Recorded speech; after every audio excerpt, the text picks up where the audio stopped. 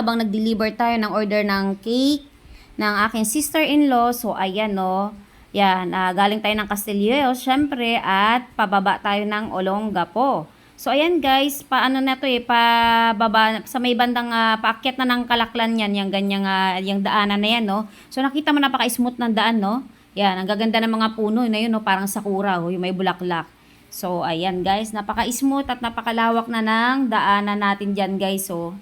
At magkagandahan guys, kahit araw ng Father's Day kahapon, so ayan, hindi traffic, no? O, kita mo, ang ganda yun, no? Ang ganda ng mga puno na yan guys, na may bulaklak. At ayan pa guys, kikita mo yung puno na yan, napaka-smooth guys, oh. Kita mo yun, ang ganda, oh. Ang ganda ng puno na yun, oh. Ayan, ang dami guys, oh. Yan, ang ganda ng bulaklak guys, ng puno na yan, oh. Yan. Para siyang ano ipil-ipil. Ayun pa, oh. Yan, oh. Para siyang ipil-ipil, pero ang ganda ng result ng bulaklak. So, ayan guys, no?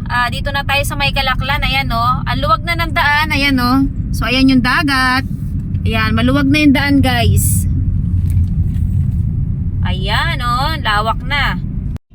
Ayan, guys, oh. Kita mo yung mga tricycle na yan, no? Ang kukulit na talagang nasa, ano sila, oh? Pang 4 wheels na daanan, no? Dapat doon lang sila sa side, oh. Nakailang pitpit na, di pa tumatabi, oh. Mga yan, mga hindi nag-seminar yan. Siguro yan, nag-seminar yan. Nasa tamang daanan siya, eh. So, ayan guys, on the way na tayo sa ating pupuntahan, no? Sa ating pagdideliveran ng cake.